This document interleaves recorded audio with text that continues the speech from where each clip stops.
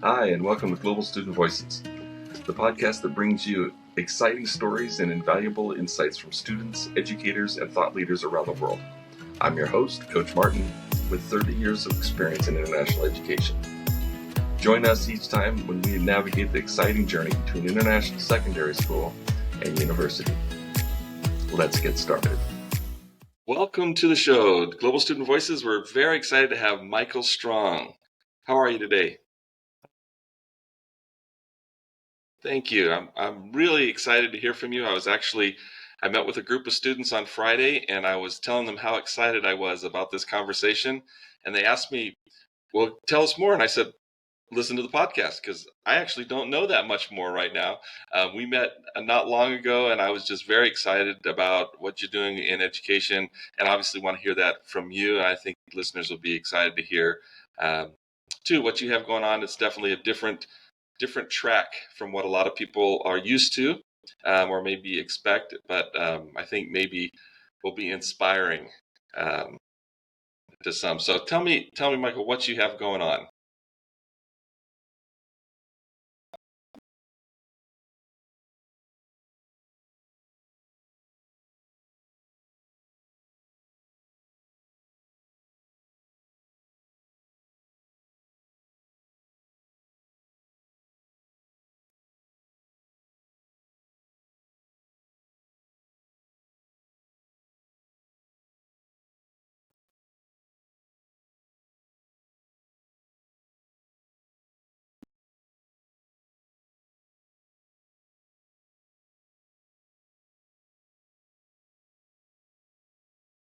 Okay.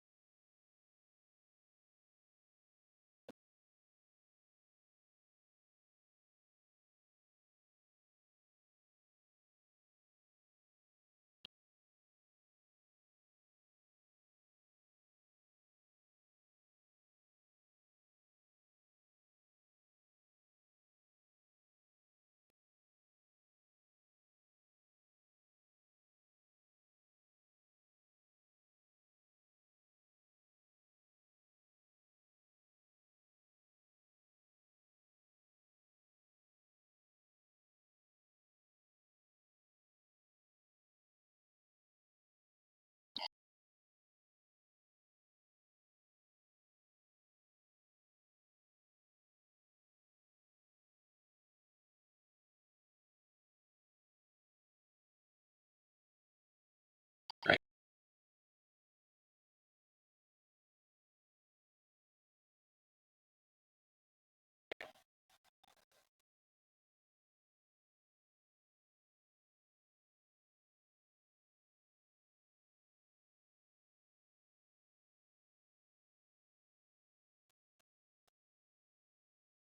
Yeah.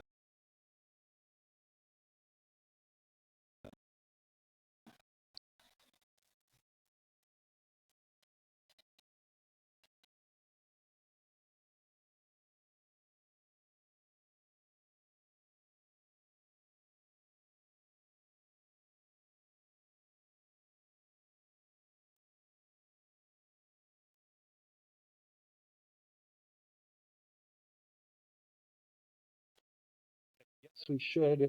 Science and cool and reviving new species. Another essay said no, ecological disaster, unnatural, tampering with nature. And of course, different kids had different perspectives on that. But whatever perspective they have, after arguing for an hour with their friends, they, want to keep going. Well, I think we should because of this, and this. Hello, you just outlined an essay. I think we should because of this is supporting paragraph one, supporting paragraph two, supporting paragraph three, voila. So, yeah, we have a very strong writing program because of how much conversation, dialogue, debate, Sure. discussion we have.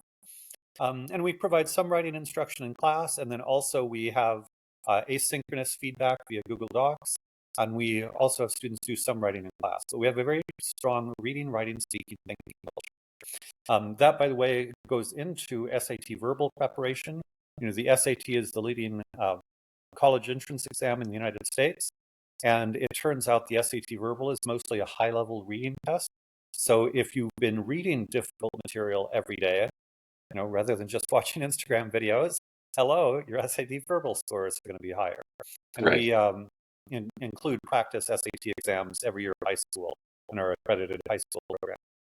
Then take a little break for an hour, and then come back and have integrated STEM, science, technology, engineering, math. And there we do some Socratic discussions. What is evidence? What is truth? Why do scientists disagree? We also do group problem solving, where maybe we'll take an SAT math problem or a math competition problem or a brain teaser, a logic puzzle. And we figure out how to solve this sort of thing. Again, it's thinking, talking, arguing. Let's try this. No, try that. No, that's a dead end. This is how we do it. We do similar things with science problems in terms of, figuring out how to apply various equations to various situations. So you get a real sense of science and math in that way. In addition, we have a self-paced math program using apps. They have a choice of Khan Academy and MathSpace. And that allows us to deal with huge diversity of ability and interest. So we've got many students who are flying through their math. They'll do 2 years of math per year. Our default is 1 year of math per year on the apps, and we have tutors available. And some students need to go back and fill in gaps in their math, and they maybe only include half a year, get a half year math done. But our math tutors and our math lab is available all summer. So if people don't finish the math during the year, they just keep working on it over the summer. Or the kids who want to do 2 or 3 years of math, they just keep racing over the summer. Highly personalized at that level. So that's our core, the 2 hours humanities, 2 hours STEM. That takes place on every day but Wednesday. So Monday, Tuesday, Thursday, Friday. Wednesdays are different. They're electives. And most of our kids are doing entrepreneurial or creative projects in the digital world. So we have a lot of digital skills electives. We have how to start a business, there's software development, audio engineering, art, video production, generative AI, all these skills that kids want to learn how to do so they can do their cool projects online. So a lot of interest there. And then we also have some, just diverse electives beyond that. We have a relationships elective, a movement elective, a philosophy game elective, finance elective. We want to get kids broader sort of thing. Those are our Wednesday electives. Now, to do one more periphery, we have after school or later in the day electives as well. There's a Spanish, 3 levels of Spanish, beginner, intermediate, advanced, in the afternoons. And then we also have Python coding course that leads into Harvard CS50, Harvard's Introduction to Computer Science. We've had students as young as 8th grade complete Harvard CS50. And then I teach a purpose class. On Mondays, what do you love? Tuesdays, what are you good at? Wednesdays, health and well-being. Thursdays, what will the world pay for? And Fridays, what does the world need? Based on the famous Ikigai or purpose diagram. And finally, our high school students can take any course from Coursera or Udemy or ASU, a wide range of universities, and get high school credit for it. So if they want to take Japanese or medieval history or something we don't offer, they can take it and get credit. We also can provide independent study credit for students doing impressive real-world achievements. So we had a student who sang at Carnegie Hall. She got a choir credit for that. We had a student who created a business. He's getting a business credit. We had a student who did golf competitions. He got a PE credit. So if your child is actually doing something in the real world, we want to give them serious credit for that. This gives us incredible flexibility. Finally, every student has a mentor who meets with them one-on-one every 2 weeks for 30 minutes a week. The mentor helps them figure out what are their math goals this year, what are their writing goals this year, what are their high school goals, what after high school, what's their entrepreneurial project or their creative project. They want to monetize. How do you monetize it? And so they have a one-on-one relationship with the person. It really helps them figure out their life. I would say the combination of daily personal growth sessions, my purpose course, and one-on-one mentoring gives students a much bigger sense of direction than is the norm at most schools. And then we have an opportunity to showcase their entrepreneurial and creative projects twice a year in December and in May. And there the students submit videos, 2-minute videos about what they're doing. And our top third of students are really amazing. I have a student who is a talent manager for influencers with 20, 40 million followers. He's probably going to make $200,000 as a 17-year-old this year. I had another student who created a Minecraft mod company, Modron, where he raised 1.2 million in venture capital as a 16-year-old. He might be worth, 20 million when he's 20 or something. He went to Stanford. I had a 13-year-old kid who was helping his father identify tax delinquent properties. He was managing a team of 12 virtual assistants, and he might earn 200,000 this year because he gets a cut of the real estate upside. I had a student who wrote a 200,000 word fan fiction novel and had 30,000 followers on a fan fiction website. I've had students publish in nationally recognized publications as high school students. So the high end, our top third, are really amazing. On the other hand, we've got a middle third who are starting projects. Maybe it's not going as well, but they're actually doing something. They have a sense of direction, they're going for it. And then finally, we've got a third where, often coming from traditional schools, what? I'm supposed to do something? And a deer in the headlights, but that's okay. It takes a semester, a year, kind of seeing what other kids are doing, exploring different things, till they finally get their feet under them and start taking off. So that's a quick tour of a program, and I'll pause to see if you have any questions or thoughts. Yeah, it's really exciting. I spent a number of years, 7 years, as a principal of an international school, and you were doing a lot of the things that we were trying to squeeze into a traditional model. Um, kind of the alternative credits for things that obviously you should get credit if you're playing tennis at a high level. You probably don't need to take our general PE class also to get high school credit. I mean, those are the kind of things. So that makes really good sense. I'm curious, and I'm going to pick on that PE one as an example. If obviously this is online, for PE credits, for example, what would be some other examples of ways students would earn some of those other high school necessary credits or wellness credits, Yeah, if they're not at a competitive level? yeah. So good question. And so first, of course, they have to have kind of an adult mentor or somebody to certify, that they are doing it. So we have Sure. to be able to document it. But I've got students doing jujitsu.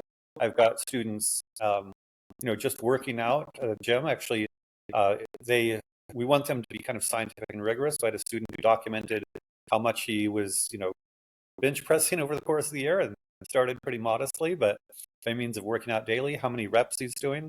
I would Sure. say as long as you have kind of an adult who's willing to sign off that you're doing responsible work, as long as you're doing kind of the equivalent of, in our case, we only need half a credit for PE. So as Right. long as you're doing half a credit worth of physical activity and we can document it in a responsible way, typically they do it using, journals. So they often have to document what they're doing every day or 3 times a week or whatever. And then they have their coach or whatever sign off and say, yes, the student did that.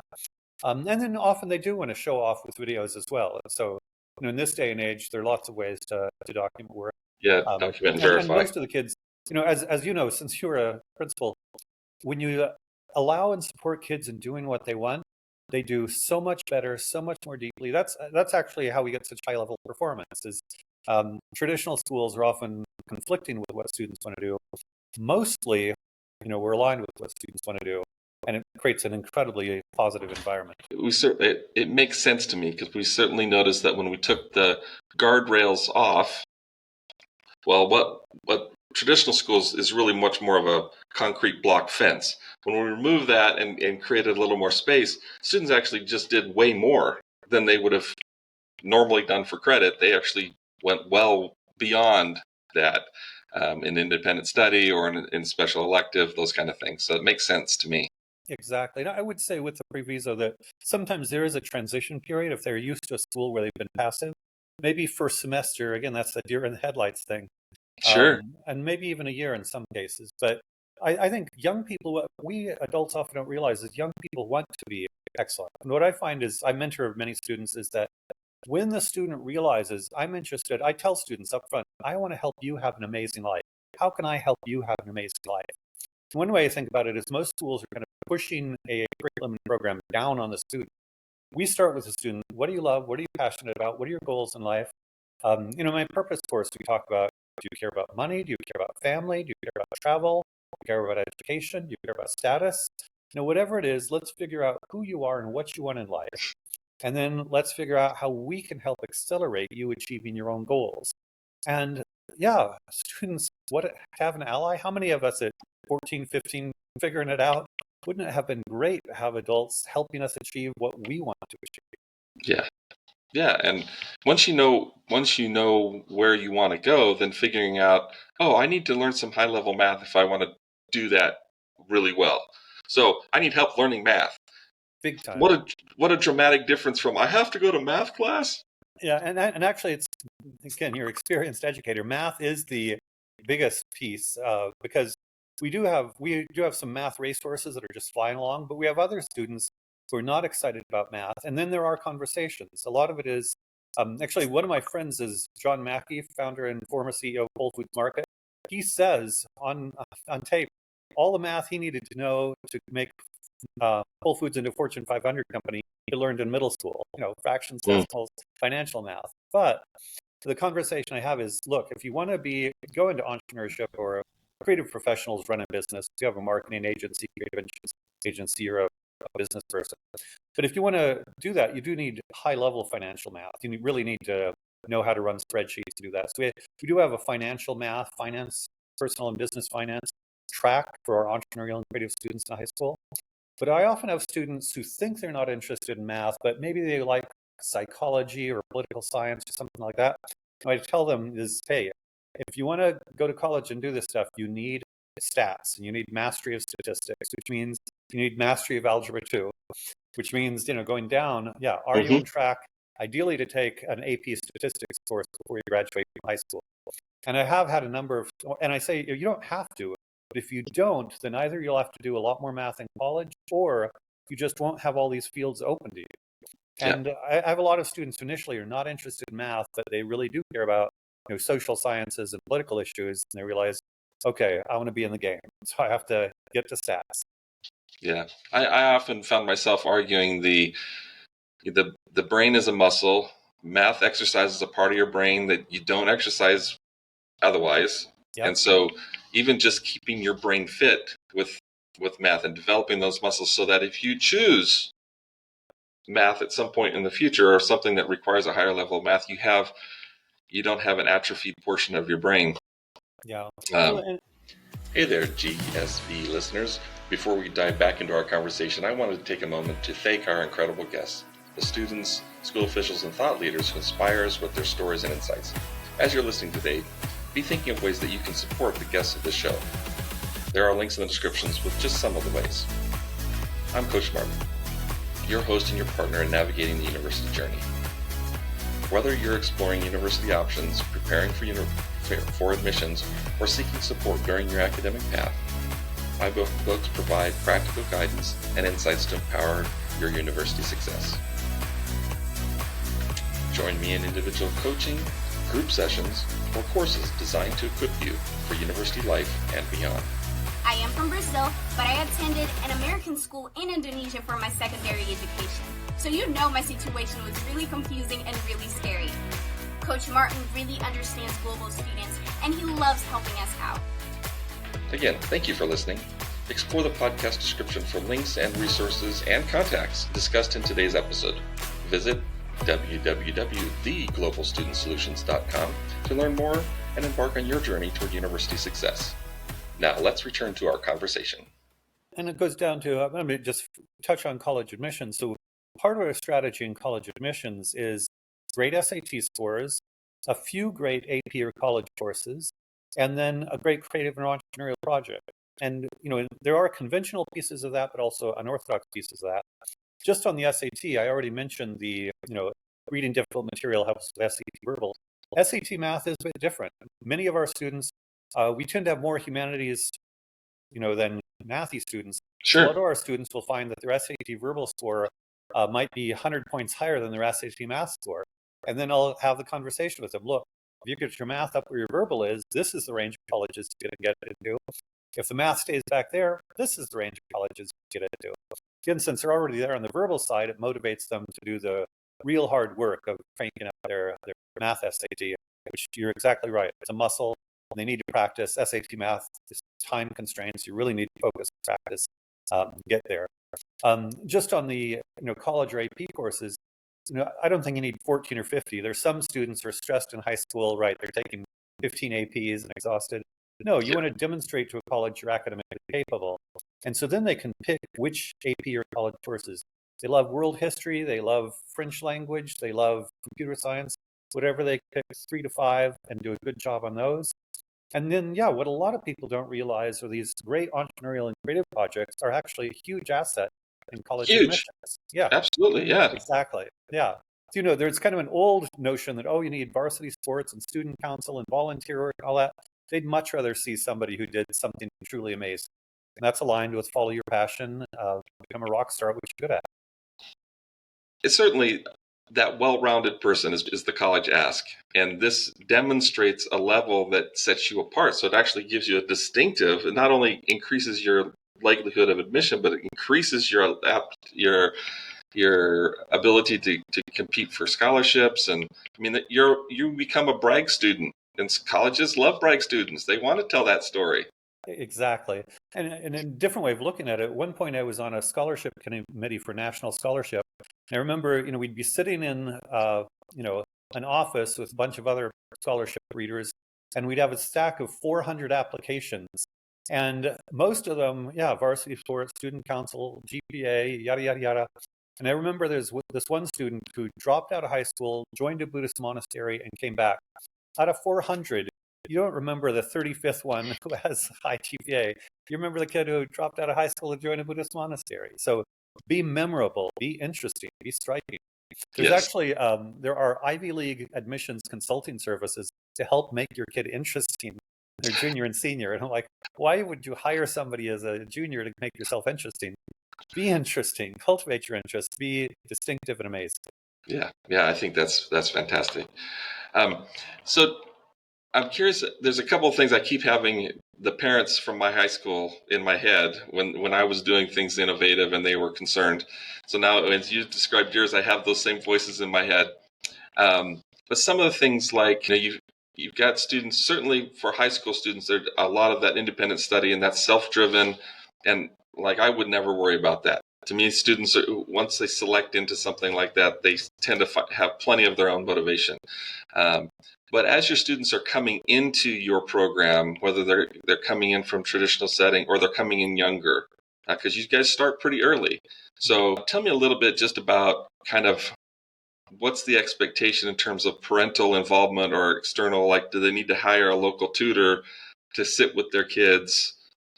Yeah. So we start at grade 3, and what part of that is they need to be mature enough to check email on their own and go to Google Classroom, and need to be functional on the computer, and also enough self-awareness so that they can interact in a conversation. Very young children are sometimes a little bit self-absorbed. That's a normal stage of development. So they have to be, that mature. But I would say once they're there, most of our third graders are fine. We have a very engaging online program. Just to talk about the young children for a bit, since I've been at the high school level. Activities are short. We switch activities maybe every 20 or 30 minutes because young children need that. We take lots of breaks. We have movement breaks. We have an incredible movement person who gets the kids kind of jumping around and doing that. So kids are better when they get their yayas out.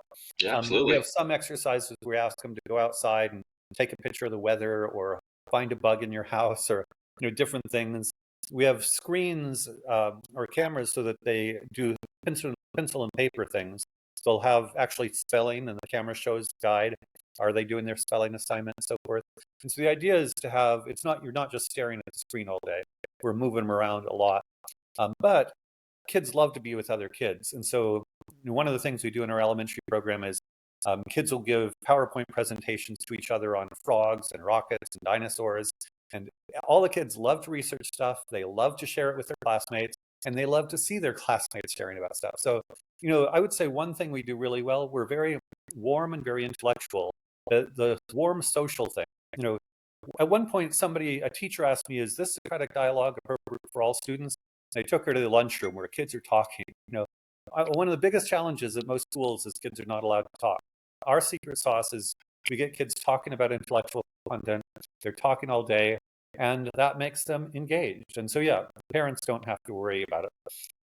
Backing up a little bit on your comment about other parent concerns, I still do some admissions calls, talking to incoming parents, and I'll be kind of extreme and say there are two buckets of parents. On the one hand, many of our most aligned parents are people who are themselves entrepreneurs or creative professionals. They have to create value by initiating projects, making decisions all day, every day, and that's how they make money. And they immediately see this value. And they're not all big fancy tech entrepreneurs. Sometimes they own a dry cleaning business or real estate or restaurant, whatever. So I would say creative agency. Often when I am talking to a parent, they're saying yes, yes, yes. I'll before the end of the call, I'll say, I bet they run a business at some time. And 98% I'm correct. On the other hand, there are many people who got to where they are by means of credentials and going to the next step and promotions and jumping through hoops is my mean way of saying through it. Mm-hmm. And many of them are like, well, but what about this step and this step? Their mental model is kind of rigidly attached to the sequence and standard schools, and often they're bad fit, and it's better for them not to come to our program. So, it really is kind of alignment. The parents, and this is one of the great things about being virtual, is we find aligned parents literally all over the world. Whereas I would say a challenge in doing this as a brick and mortar school was there was a limited number of such parents in a geographical region. Right. Now I have a much higher percentage of parents who get it and are all in. Yeah, that's fantastic. How long have you, well, I guess a little bit of a history lesson. How long have you been involved in this, and kind of what led you down this path? Absolutely. With kind of going way back. So I had a high school class where we read and discussed philosophy, Plato, Nietzsche, Buber, and I loved it. For me, it was kind of like going from one of those films, you go from black and white to color. Everything came alive. And I'd been a straight A student and so forth, but it was boring. And so then I heard about St. John's College, campuses in Annapolis and Santa Fe, 4 years of Socratic discussions on classic texts. So I was going to drop out of high school my junior year and go there. But I ended up staying my senior year. I only had 2 credits remaining. I was working in a restaurant 20 hours a week and lived in Aspen skiing. But I had good test scores. My college counselor said, look, you can go to Harvard and get the same thing at St. John's. And so I ended up applying, got into Harvard, went there, and was bored by famous people talking at me. So I left Harvard to go to St. John's. I describe it as after my wife, the great love of my life. And after graduation, I began working. I went to graduate school in Chicago, at the University of Chicago. I started leading Socratic Seminars in inner city public schools. And there again, I felt like I was liberating prisoners. The kids were so eager to talk and discuss ideas. That led to training teachers in the Alaska Paideia Project, it was called. And then after we ran out of grant money, some parents asked me to start a school because they loved it so much. So that's basically how I got into a 35-year career of starting innovative schools based on Socratic dialogue. And then most recently, I created the Montessori model, for the high school model for the largest Montessori network in the US. And when COVID hit, everybody was talking about how bad online education was. Turns out dialogue works pretty well online. It works great. So I launched the Socratic Experience in fall of 2020 with 3 students on my credit cards. Now we have about 120 students from around the world, raised about $2 million in capital, and we're on target to double every year. So it's been a great ride. Yeah, that's exciting. Well, it is an extraordinary story, and I think an extraordinary lesson for whether you're school leaders and you're thinking about how do we distinguish ourselves. Most of my listeners, our target audience is international schools, and I think they have a lot more liberty to engage, and they have a lot of high flyers and a lot of entrepreneurial parents, and it seems like a natural evolution for schools who want to distinguish themselves and are seeing that just because the majority of their students are taking 8 or 10 or 12 APs, they're not actually distinguishing themselves at the level that somebody who comes out of a program like yours is going to. And I think a lot of parents will really appreciate that.